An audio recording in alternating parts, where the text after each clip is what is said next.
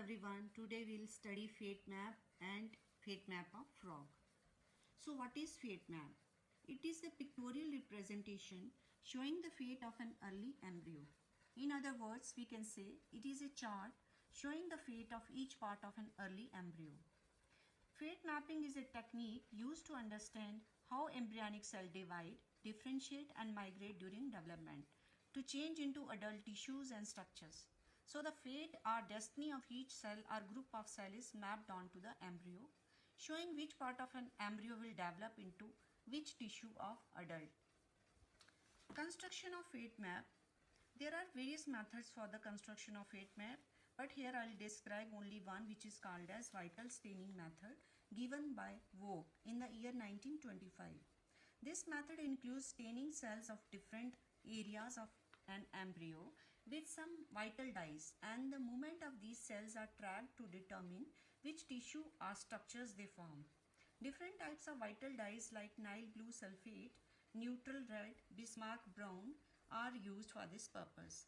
These dyes can stain the cell cytoplasm without injuring or killing it. The presence of stain does not change the normal development of the embryo. The dyes used for vital staining do not separate. These remain localized to the cell or cytoplasmic area to which they are applied. Vogt was able to construct the fate map showing the position of future ectoderm, mesoderm and endoderm. Now we'll do fate map of frog. See in this diagram, the whole surface of the frog blastula can be roughly divided into three main regions. Animal region, which is called as animal pole in this diagram. Then coming intermediate or marginal zone, which is gray crescent area, and the third region, which is called as vegetal region. Here is vegetal, which is called as vegetal pole. These three regions are called as the prospective, presumptive or organ forming areas or regions. So with the help of this diagram, I will describe presumptive areas on blastula. In black color is the animal region, in red color is the gray crescent area, and in green color is the vegetal region. So first of all, we will take up the first region, which is animal region, and is divided into two main regions. Number one is the region of prospective epidermal ectoderm, and this region will give rise to epidermis of skin. And other region is region of prospective nervous system, and this region will give rise to brain, spinal cord and sense organs like ear, eye and nose. Now coming to the other area, which is gray crescent area, this region is divided into 5 sub-regions. I shall take up first one, which is notochordal region, and this region will give rise to notochord.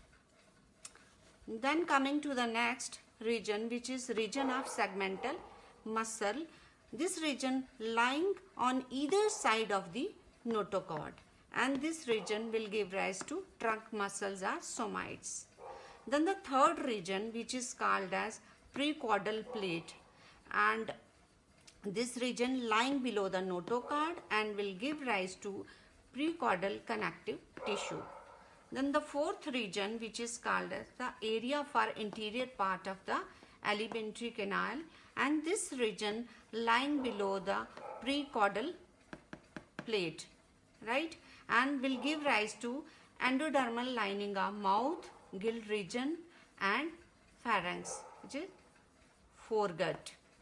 Now the last one, which is called as ventrolateral mesoderm. This area is the ventral and lateral part of the marginal zone and will give rise to mesodermal lining of body cavity, kidney and reproductive organs. Now coming to the last region, which is the vegetal region, and shown in green color, and will give rise to midgut and hindgut. So this was all about the fate map of frog. Thank you very much.